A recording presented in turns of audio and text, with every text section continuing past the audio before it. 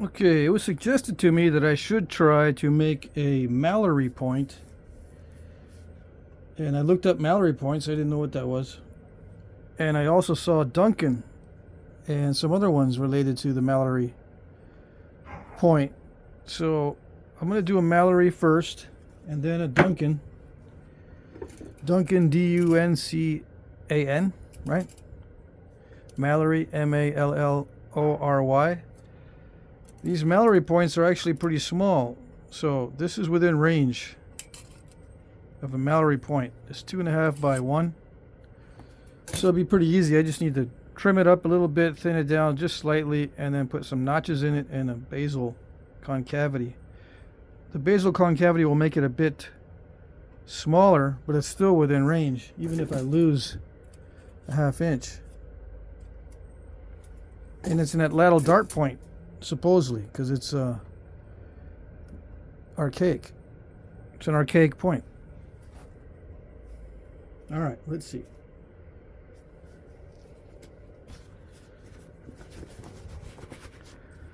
Another cold night. It was.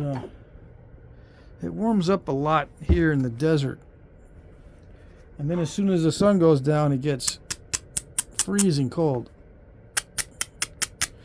in the winters here. I kind of like it, but not for working. But I always end up working at night when everyone else is settled in. I don't have to do any errands at night. And I got some time to do videos. Let's see. Looks like I bent this one.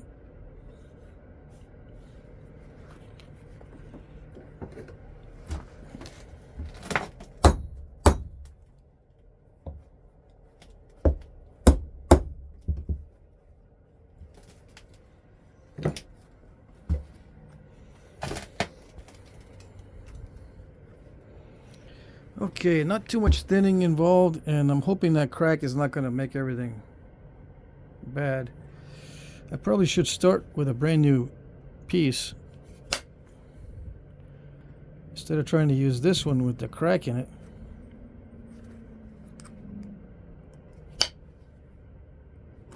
I can't be missing.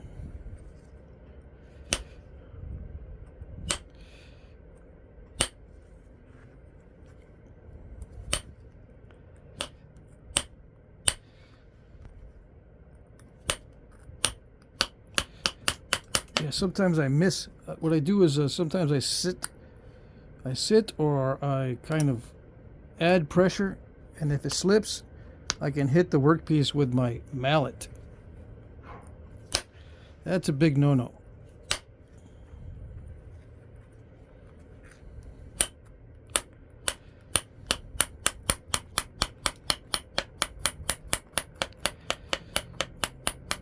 So yeah, the Mallory points were found in the plains all the way up into Canada. The Great Plains all the way up into Canada, but not in the Great Basin. There are different points in the Great Basin contemporary with this type.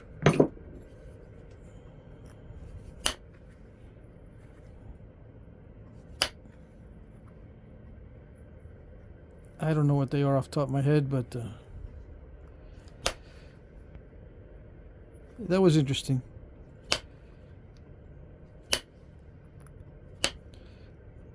It was interesting because it has a wide range, but it's not in the Great Basin.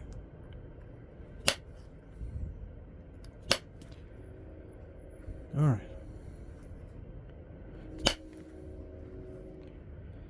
So it might have just been a bison point. Bison hunting point?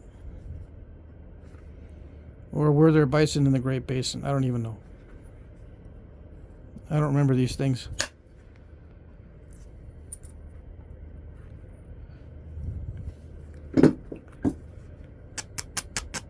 This is a heat treat. I didn't see that Mallory's were made of heat treat or not.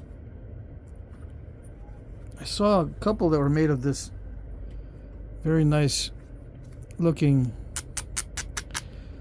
chalcedony or agate type stuff, you know, some of the real artifacts. So this is similar to what they were made from in some cases.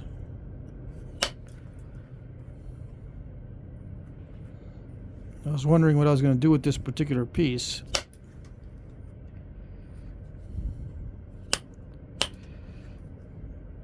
Yeah, that crack in it is not good. Let's see. I should probably try to get that out or skim more off of this.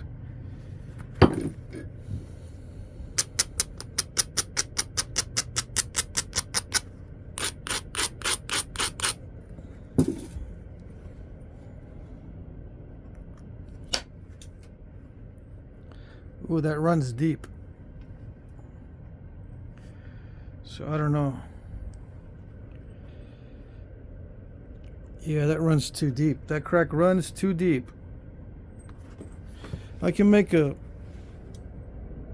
another type of point out of it, or I can just put it in there with the brokes and bifaces. I'll just put it in there with the brokes and bifaces. Yeah, I don't want to use that one. Luckily, I got one chosen already. I wonder how that happens.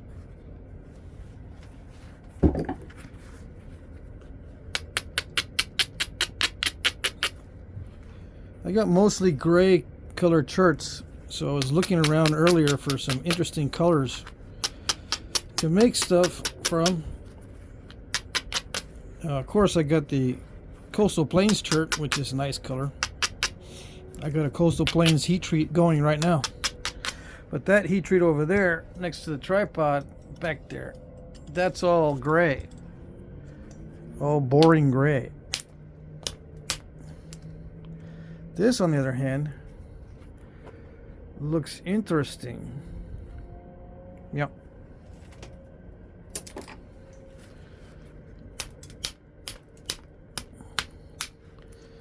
So, yeah.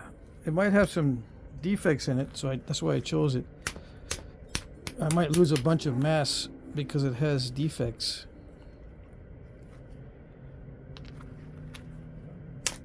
So Mallory's are less than 3 inches long in most cases, according to the descriptions, and about 1 inch wide on average. And this is a heat treat,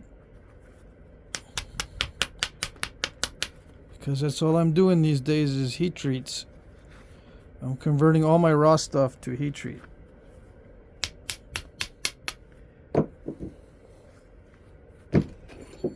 Did I say all? Yeah, all of it.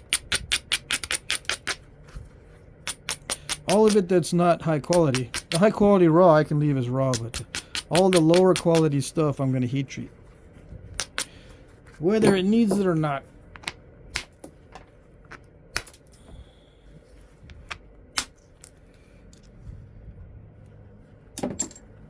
Yeah. Now, when it gets cold, does this stuff nap differently? I've had that question before. Does heat treat nap differently when it's really cold? I have not noticed. I have not noticed the rock napping differently.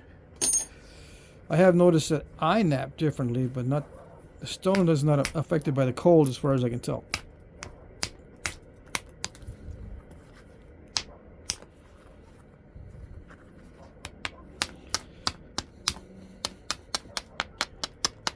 I got the space heater on in the background because it's dropping by about 5 degrees every hour right now as the sun goes down. Well, the sun already went down, but the temperature's dropping quickly.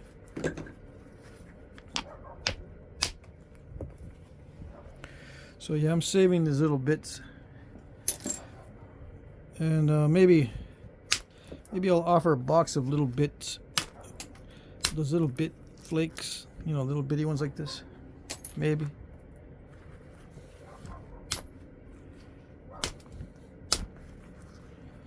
This looks like it's going to be interesting. Let's see. What is the size? Now that I know what I've got, 3 inches. And I'm just going to probably get about a 1/2 inch smaller.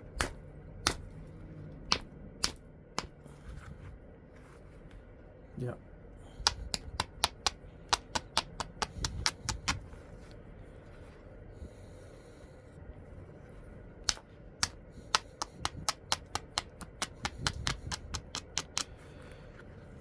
So I was thinking about doing a spoke shave instead of this Mallory point.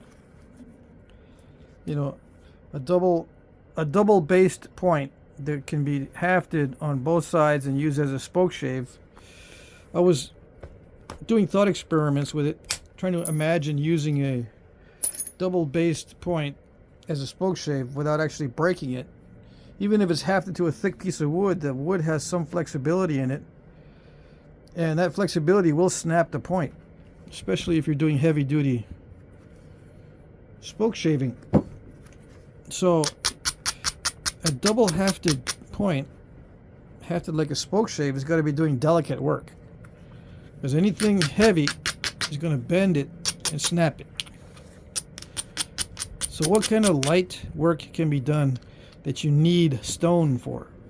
I don't know. I'm trying to think. I've been thinking about that all day.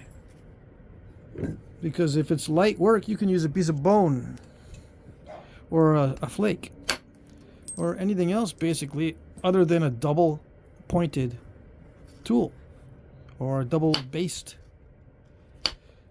double stemmed. You don't need a double stemmed piece of stone to do light work. Stone is when you need a really tough edge that won't wear down, or a sharp edge. Now, the double stemmed points or the double hafted points, you know, haft on each end, to me have been rather crude on the edges when I look at them. I've seen one in the archaeological record. It's a Pedernales style point, and it's crude. It's a crude edge. So what were they doing with a crude edge that they needed a piece of stone for, when a flake would do just as well, or even better? I couldn't think of anything. So it's possible that the double stemmed points are just practice points, not used for anything. They just put 2 stems on it so they can practice their stem work, I guess. I can't think of anything you would need stone for that's lightweight work, but you couldn't use something else.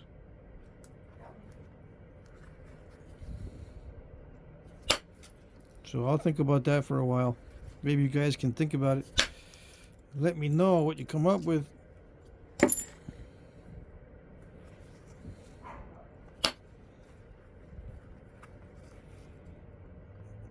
Just make sure that you can't use a biface for what you're thinking about. So if you're thinking about a use for that double stemmed point, and a biface can be used instead of it, there's no way they're going to use the double stemmed. They're going to use the biface.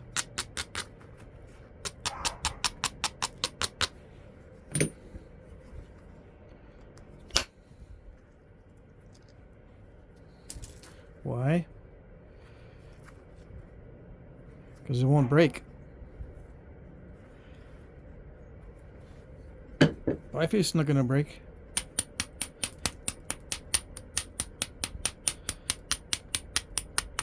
The stem is usually put on there so you can mount it to a projectile. You don't need a stem really for a knife either, unless you don't have glue. If you got very poor glue, then yeah, you got to put a stem on it so it'll attach to the stick really well. But if you have good glue, you don't need notches or a stem. If you have good glue, you don't need a stem or notches. You just mount it with glue. It can be any shape. Mount it to a stick with glue, if the glue is good.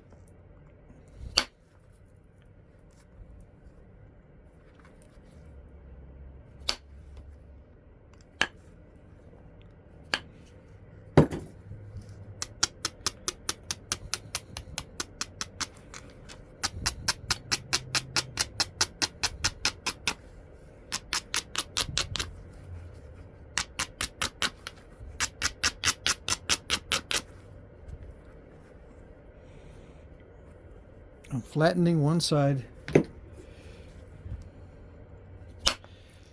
And I'll get rid of the turtle backs in a minute.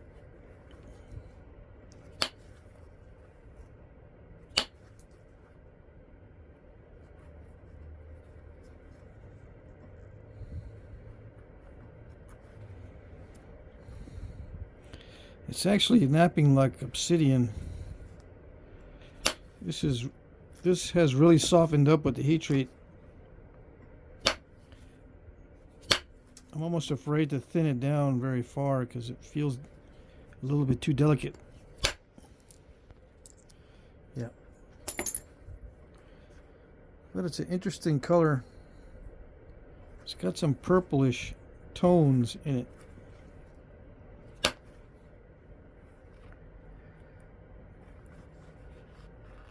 We'll see. We'll see if it's translucent in a little bit. This is still quite a bit. This still has quite a bit of width for the Mallory point.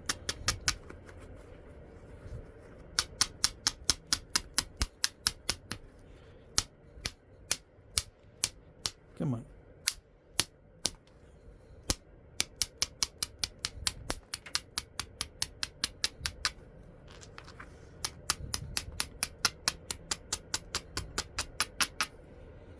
So yeah, someone can look up to see if the Mallory points were heat treated.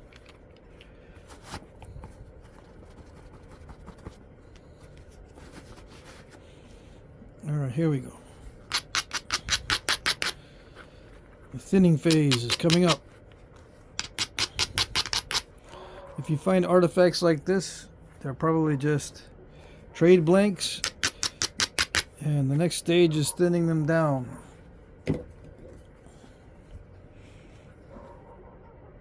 That's my opinion, because I find bifaces like this with slight curves and kind of wonky. I think these are trade blanks or just cached bifaces for thinning later. They could be handed off to someone else to thin down, or they could be just saved. Because this next stage is highly stressful.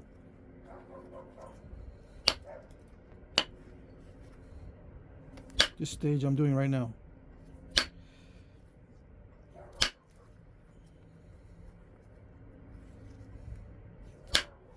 But I just transitioned straight into it. But you know, you can take a break, you can stretch, you can get some coffee, come back, and then start over. Start fresh, I mean. It's probably the smartest thing to do. Or save a bunch of these up for doing later.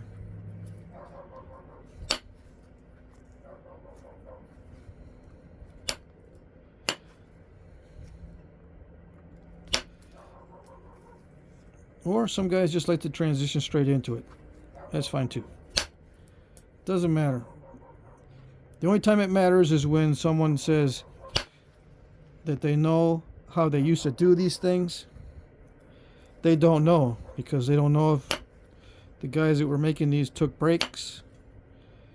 They don't know if the guys that were making these had these different stages. They don't know if they handed them off to someone else to finish. In other words, they don't know jack. They don't know. They tell you that they know how these were made. They don't know. Because they don't know all of the process. They don't know the whole process. They don't know if this was handed off to someone else. And they think one guy in one time period is the same guy 2,000 or 3,000 years later is doing the same thing. There's thousands of years in between some of these points, and they're thinking, yeah, it's the same thing. Same tradition, same style, same tools, same environment, same mindset. They know how they were made, even though there might be 3,000 years apart. Different styles. The only thing different is the styles. They know how they were made, and they can tell by the flake scars, blah, blah, blah. They don't know a jack. They don't know. Someone tells you they know, there's something funny going on there.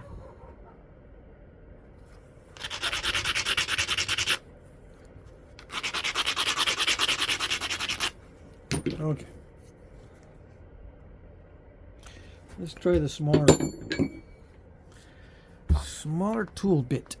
Alright, this is the next stage. I've already taken off a lot of the mass. Now I got to make it nice and clean.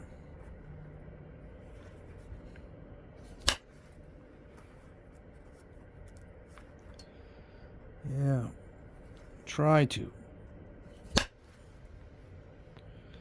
At first I'll try to remove small flakes. This is highly different than the stone I was using yesterday, so that's why I'm taking it kind of slow.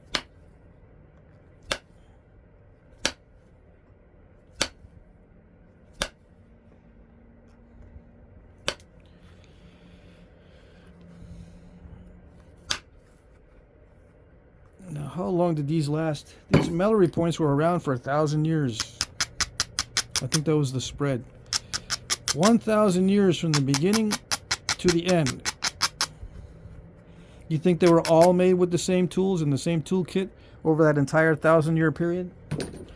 Or with the same techniques?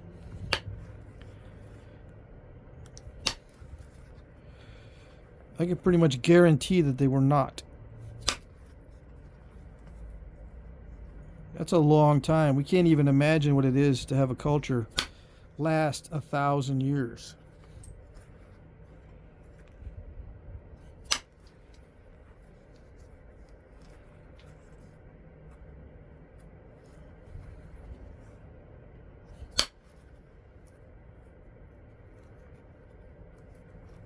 They don't even have access to the same game animals over that period of time. They come and go. They ebb and flow. Yeah, they might have been hunting bison most of that time, but I bet you there was some times in there, some years and some decades, that the bison were very few, so they were hunting something else.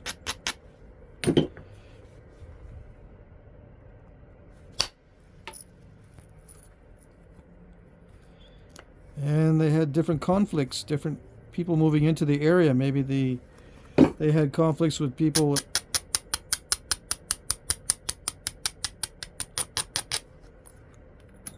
So they had to move away and bring their Mallory points with them somewhere else and start making the points out of some other materials. Or maybe some cultures joined together and one culture adopted the Mallory point but didn't use the same tools. They used their own tool set that they had before. That's a long time period, 1,000 years.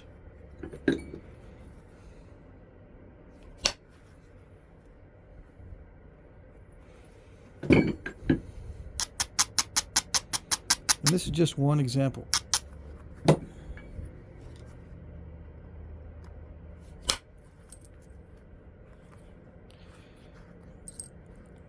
Oh, it's overshot. Isn't that awesome?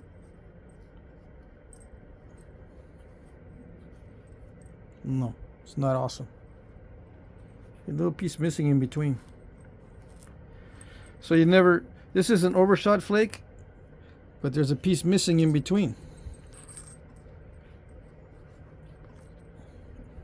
Yeah. So it doesn't look like an overshot flake, does it? But it is. So some overshot flakes don't look like overshots, and they are. Some overshot flakes, they look like overshots, and they look like they're done on purpose, but they're not. Some are done on purpose. You can do an overshot on purpose if you want. Oh yeah. As long as you got material to waste, you can do one on purpose. Doesn't really matter in the beginning stages. You can do all sorts of nasty stuff to the rocks in the beginning stages. It's the later stages you can't afford any mistakes. Like that hurt there, but luckily I'm within range. Still wider, much wider than 1 inch. Still greater than 2 inches. Luckily they range in cross section from fat to thin, so I could just pressure flake the whole thing right now and I'd be done. I don't need to thin anymore. And with that overshot Did that help me thin? Oh yeah, at a price. But yeah, it helped me thin it down in the middle. If it didn't carry all the way, it'd be better, you know, if it was just stopped right there. It would be a little bit better.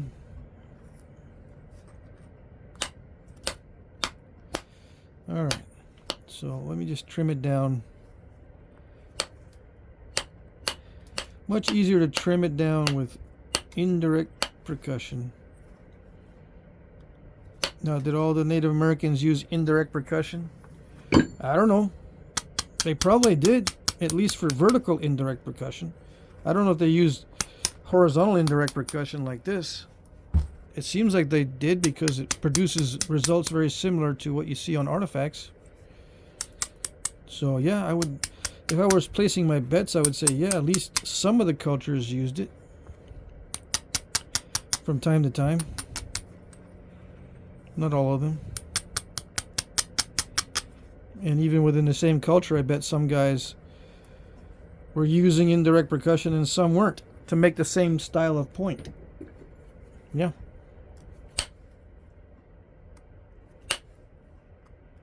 You don't have to make the same style with the same techniques or use the same tools to make the same style.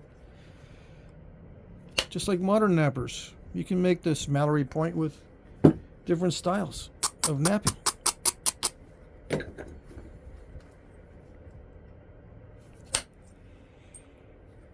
So if they can be made with different styles, how do you know which one they used? So you can't say, I know that how they made it. Yeah. Can't say it. All you can say is, I know of ways to make it. I know of ways. Not, I know the way. I know of ways.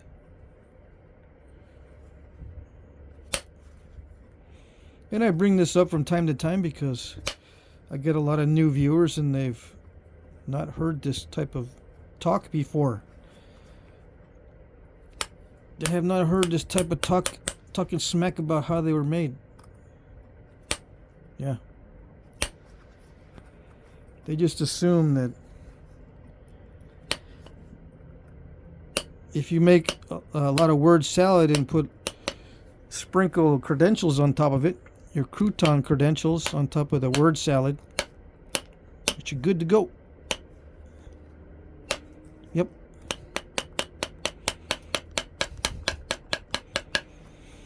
Croutons and salad. Credentials and word salad. Alright, let's see. I gotta start thinking about shaping it now. It is a preform because I'm shaping it toward its final state. I am now starting to shape it toward its final state, so it is now a preform.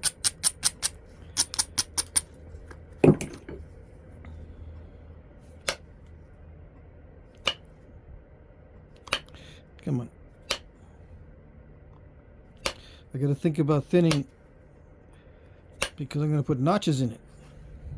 Now this stuff is easy to notch because it's a heat treat, but I still got to think about notching it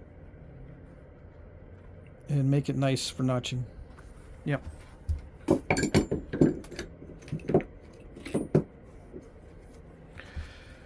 Okay.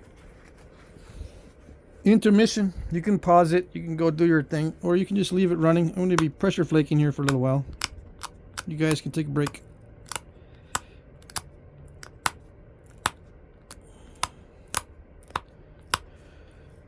I don't know if I'll be talking much.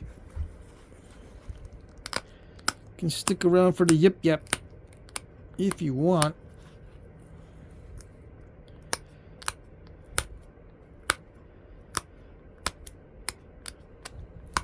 So all I'm doing now is just regularizing the edge. I'm just seeing what I got.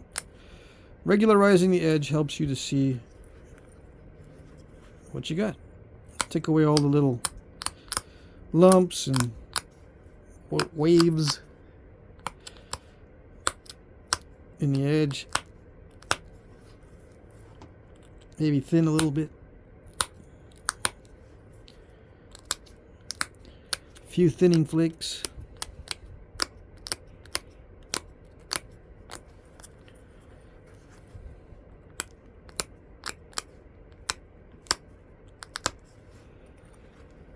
Yeah, I'm remembering back in the day when I first started getting on forums talking about arrowheads. What were they saying back in the day?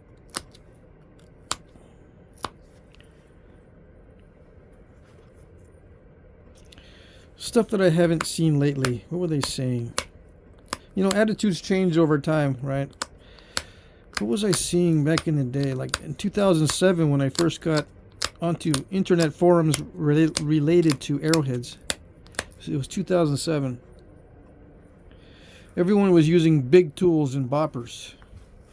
Big leg pads and big tools and making big fat points. And everything was big. And the forums were focusing on the 1% of the 1% of the artifacts. And there was a term called field grade. They would not show their field grade points, the points that were cruddy. Everyone was focused on the 1% of the 1%.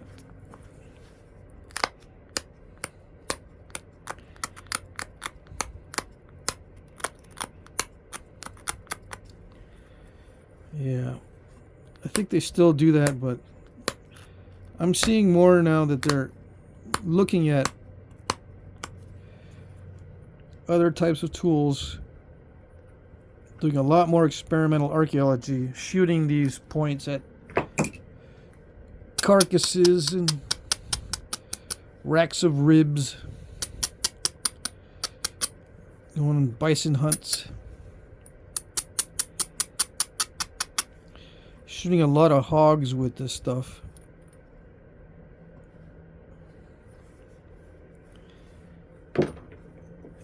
That sort of thing. A lot more experimental archaeology, which is good. We're getting closer to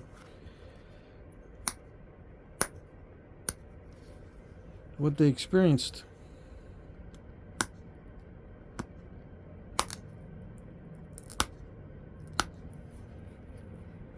Closer. Not exact. I don't think we'll ever get exactly, but getting closer, which is good.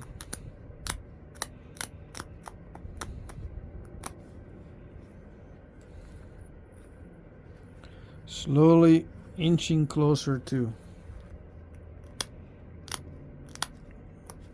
learning how to use these for hunting and stuff.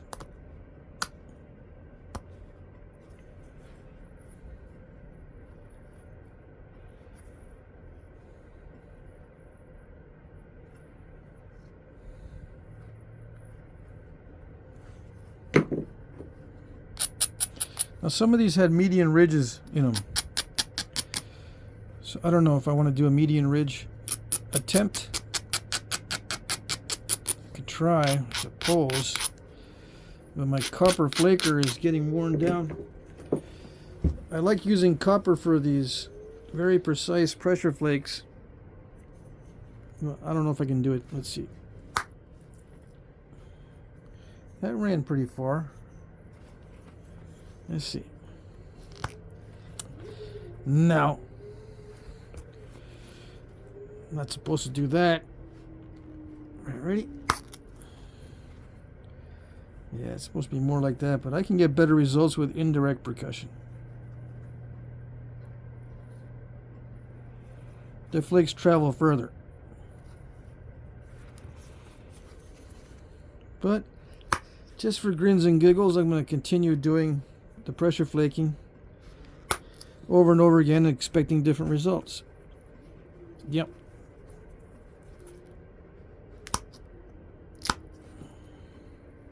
Eventually I will get different results.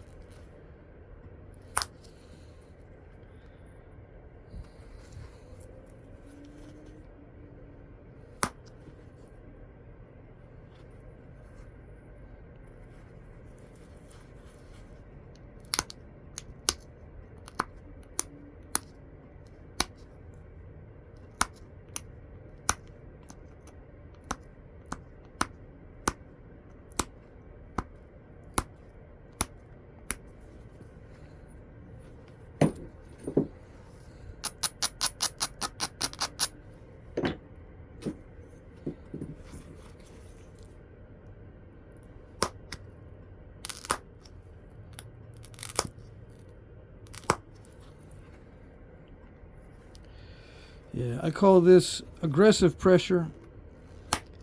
There's passive pressure and aggressive pressure. Aggressive is you just plow through and take a flake. With passive pressure, you hold and wait till the flake releases by itself. You just push and hold, and the flake will release by itself. That's passive pressure. Aggressive pressure is you just pry the flakes off. Just pry them off.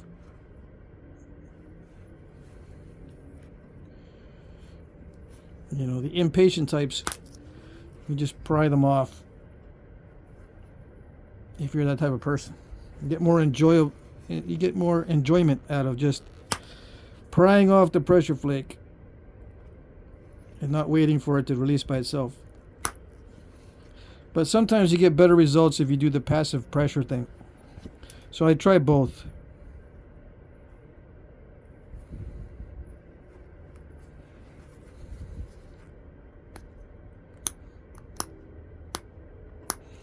And you end up doing pressure flaking that's kind of in between passive and aggressive.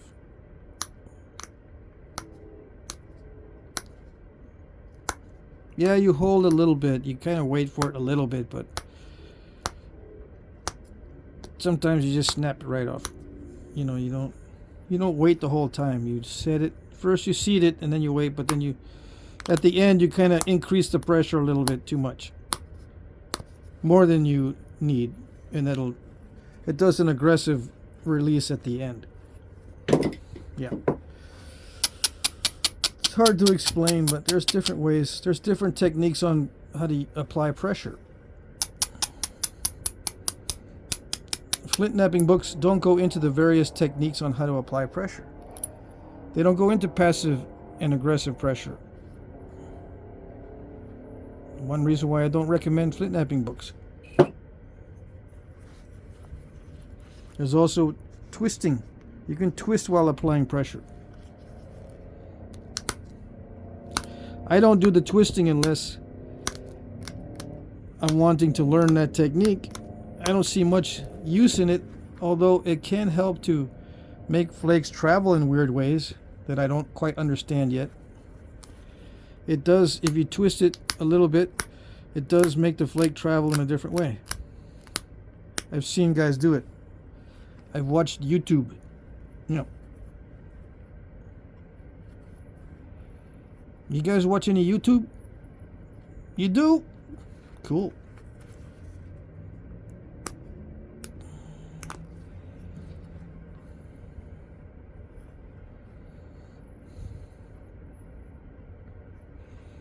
So what am I doing?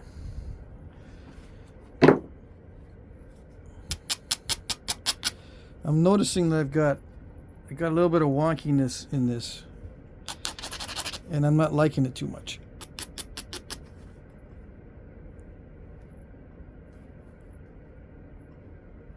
Although it looks real when you have some wonkiness in it, it can be asymmetrical this way and asymmetrical that way, and it looks real.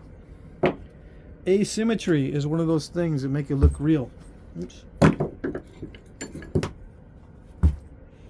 All right, this stage now, it's a preform, right? I've been kind of refining the preform. It's not too sweaty of a stage. The stage that was sweaty was just before it became a preform when I was thinning it. Now it is another thinning stage.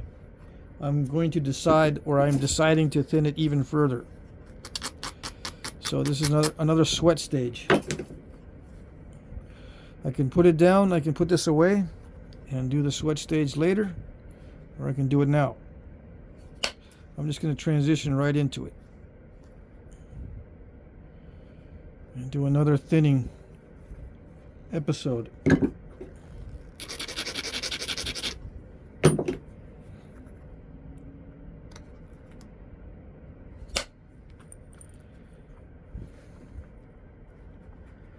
Got rid of that lumpiness that I didn't like there, and I got one more spot that I would like to get rid of right there. So now it's straighter, in my opinion.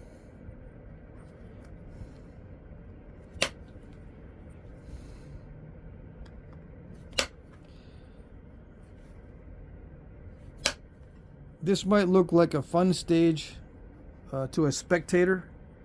Spectator might think to himself, I'm having fun doing these flakes. But these are sweat flakes. They make me nervous. They can go too far. They can create step fractures. They can crack the whole thing in half. They're not fun. Nope, they're not fun. I don't enjoy these flakes. Believe it or not, I don't enjoy the ones that look really nice because I'm not the kind of guy that enjoys the journey. I like it now. I enjoy the result. I don't enjoy the journey. I don't like the process of actually doing that. I like it now because it's good. It worked. Now I'm enjoying it. This is the part I enjoy, just looking at the results. You might say, well, that's terrible. You don't enjoy the journey. Why? I know that I need to take the journey in order to get to my destination. I know what I enjoy at my destination. I'm looking forward to enjoying the destination. I can linger at the destination. I can meditate and savor the moment at the destination. I can relax at the destination. I'll be willing to put up with some stress to get there.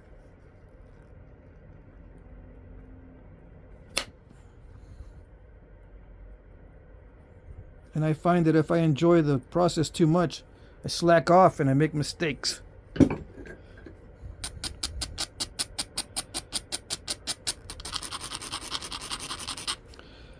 Yeah, if I enjoy this too much, I start to get cocky and I make mistakes.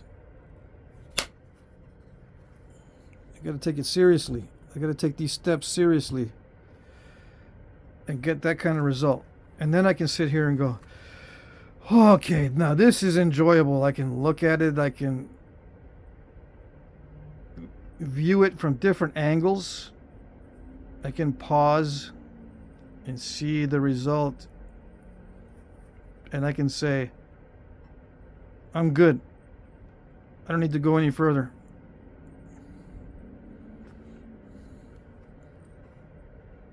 Yeah. I like saying, that's it. I don't need to go any further. No more. It's good enough. Just a little bit of shaping and notching. We're good. I like that part too. So that stage is over. And I'm not all bummed out because there's no more journey. Where did journey go? I need more journey. Give me something else that's gonna make me sweat. I'm not saying that. I don't know, some of these motivational gurus, I used to listen to them. Now I talk smack about them. Yeah.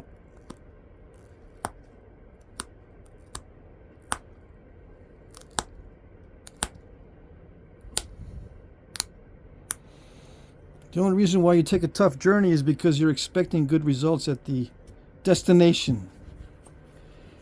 Yeah. That's why you take the tough journey. That's why you strain. That's why you suffer. Because of what you're expecting at the end.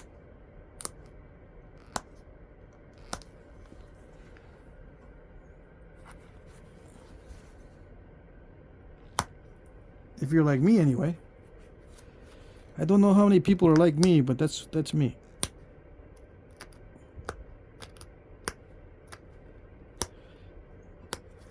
I don't suffer for the sake of suffering. There's got to be a reason behind it.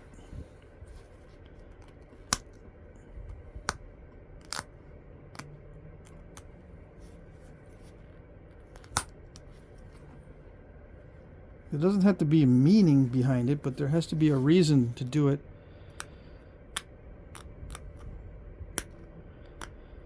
I could get into the philosophy of meaning. I was thinking about that today.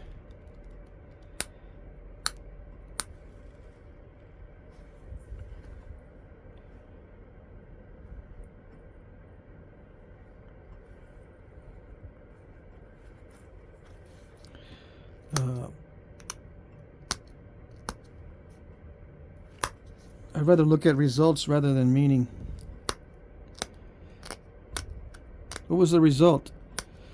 Instead of what was the meaning of it all, I look at what is the result of it all.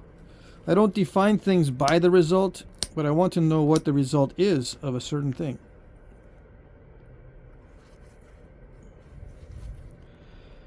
I don't define things by their result.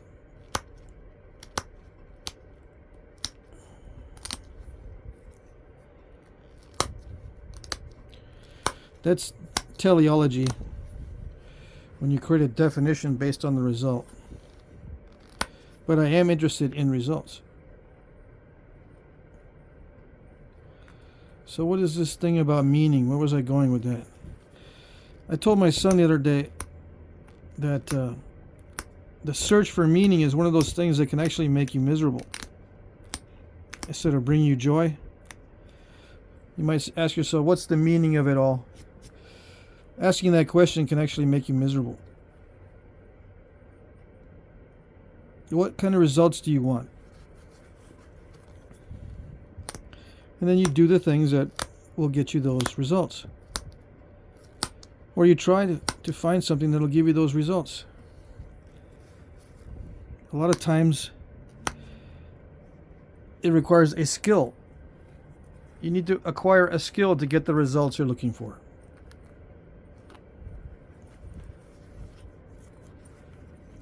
And a lot of skills require you doing the same thing over and over again, expecting different results. And that's not the definition of insanity. That's a certain culture not wanting you to be skillful because they want you dependent. The culture wants you dependent. So they tell you that doing the same thing over and over again is not good. Expecting different results. It's not good when it's actually the key to learning a skill. It's one of the keys to learning a skill. You do the same thing over again, over and over. Even if you think it's not working. It's like someone's tutoring you and you're still not doing it right. You think automatically to yourself, let's do it differently. And your tutor is saying, no, continue doing that. You'll get it. But it's not working. I got to do something different. No, continue doing it until you get the results you want. But I don't want to because it needs to be different. I feel insane. Yeah. So you end up not having any skills if you follow that advice. It's a shame.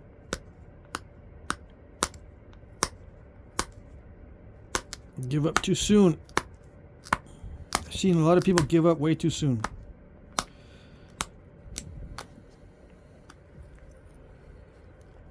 Or change it up so much that they're trying to do it from scratch every other day. You know, they do it a certain way a couple of days and it's not working, so they change it up. Start it from scratch again. Try it over and over. It's not working, they change it up again. Start from scratch again. Start from scratch over and over and over.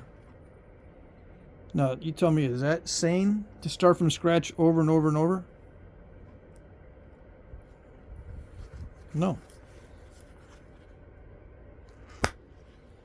Are there some times where you are kind of spinning your wheels and you do need to get off the road? Yeah, you do. And that's where a mentor comes in many cases. Some people don't need mentors. They can figure it out by themselves. That, yeah, I realize I'm spinning my wheels. Yeah, I've done this long enough to know that, yeah, it's not working. I do have to start over from scratch doing something else.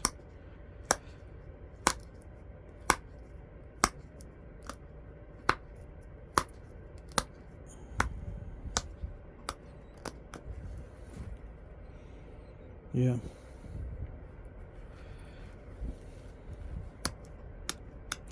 Anyway, I'm going to try to do this quickly. I'm going to try to finish this up. So yeah, learning skills is difficult. It's subtle. There's a lot of things. Some people learn in different ways. There's a lot of variables in learning a skill. Not everyone learns it the same way, right? We all know that. Not everyone learns the same way. And not only that, but many of us end up doing it in a different way. And when it comes to flint knapping, one of the lessons you learn from that is that it's the same back in the day. You don't expect everyone to be doing it the same way, so you can't say, I know how they did it. Where's my... Because they're going to learn in different ways and do it different ways. And sometimes it looks the same way. It looks like the same way, but they're doing it slightly differently. Like pressure flaking. It could look like the guy is using passive pressure, but he's actually using aggressive pressure, or vice versa. He could be using aggressive instead of passive or whatever. It looks the same though, you can't see the subtle difference, even if you're watching it being done.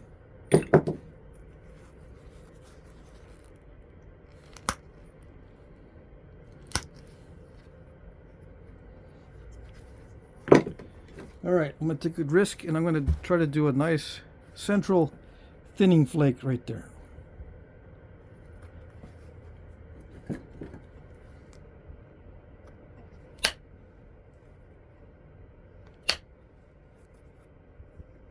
Yeah. Let's see. I need to work on that platform a little bit better.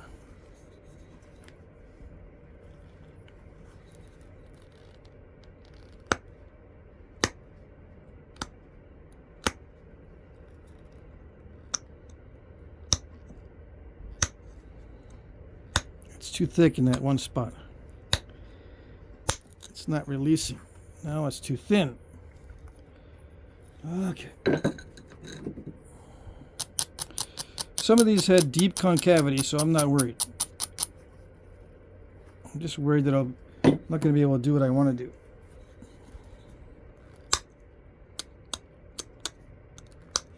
I want a nice good central thinning flake, kind of like a flute.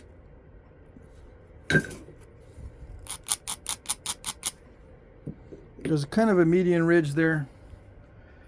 Kind of, sort of. It's a little bit off.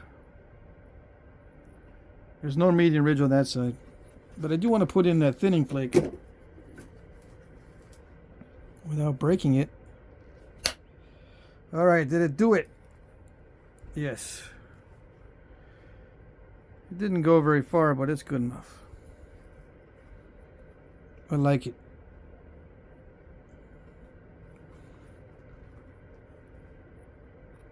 Yep.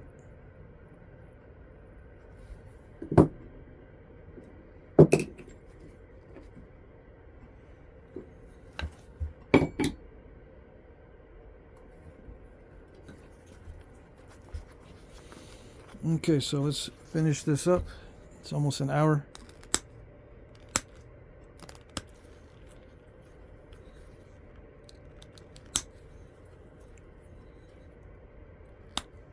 I'm pressure flaking again.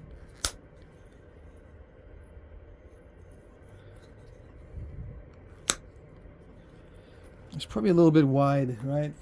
But I'm just gonna leave it that wide. Yeah, I'll put notches up high. These things had notches up high. Let me see. Where is the beauty? Plenty of room. I need to get my other foreshafts. Where's my other foreshafts? I don't know. I don't know where they went. See, the notches on the Mallory were kind of high up, so I'm going to do them high up. And a lot of them were very narrow, which is difficult to do unless you got heat treat. Is that too low?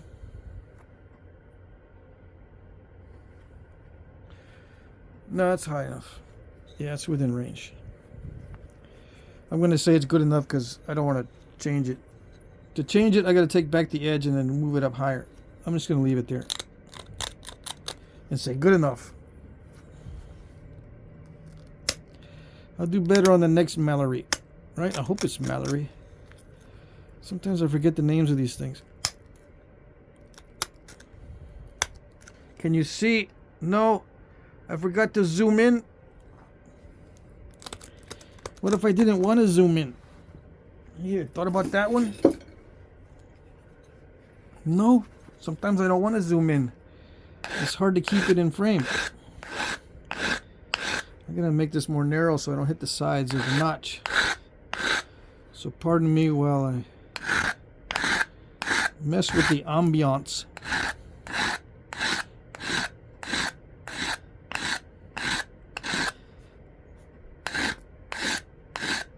I'm using the rounded side of the semicircular file,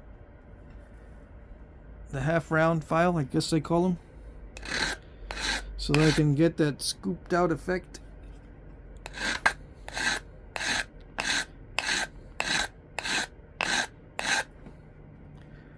Very nice. Yep.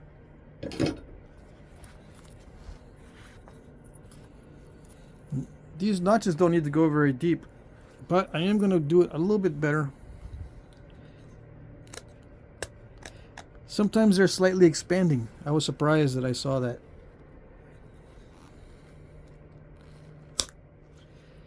Slightly expanding sometimes. So yeah, let's try it. Maybe.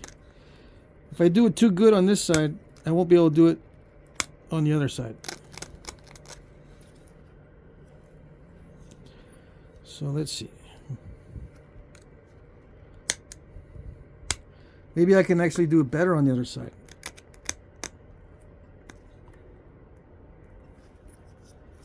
That's kind of rare that I do it better on the second side, I think. I think that's rare for me. I thought it was going to be higher than the other side, and it's actually lower. So it's not going to be narrow entry.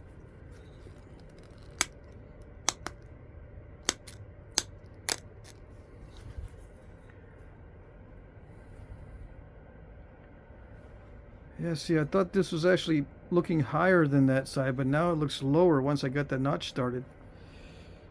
Oh well.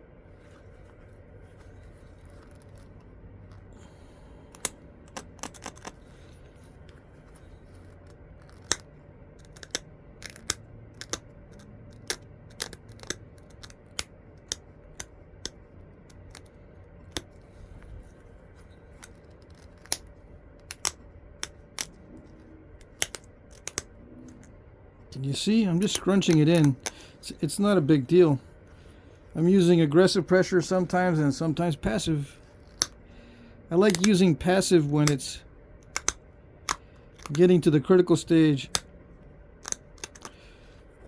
Passive allows you a little more control so you don't blow off the sides. You know, you just do passive like right there.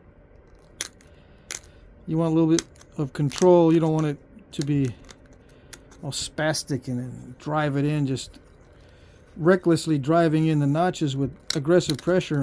You want to hold it for passive pressure. See, it releases on its own. It will release on its own. So just wait for it. You got to get used to it though. You got to do many, many notches.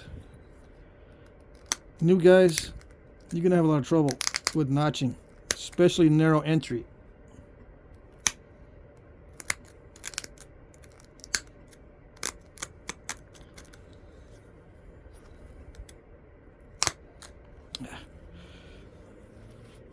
I messed up. I got a step fracture. I try to power through the step fracture. Sometimes it stalls when you try to power through, but I did manage to power through that step fracture. So that side is deeper than this side. Let's just clean it up a little bit. I don't need to go any deeper. I can for grins and giggles. Anybody want to grin or giggle?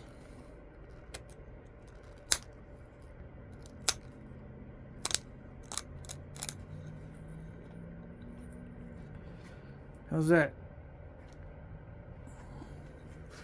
Let's try another pop out on the other side.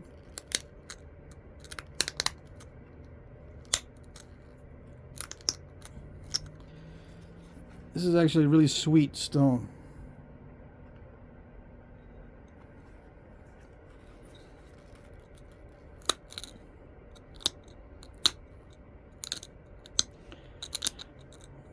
All right, so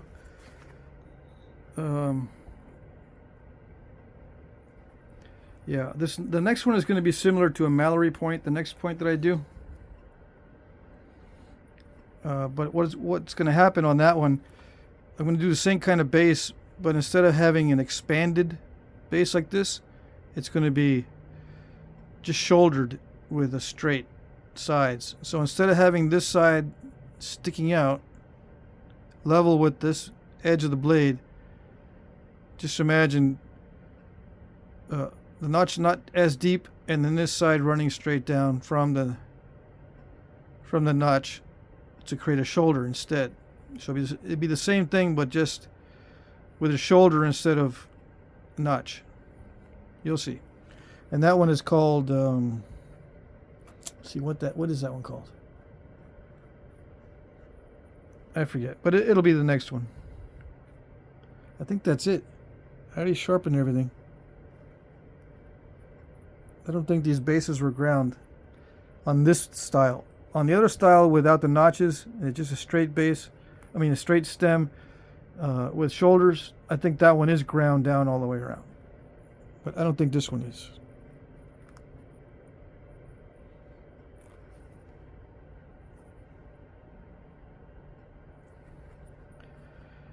I thought it was going to be more translucent than that, but I'll take it. It don't matter to me.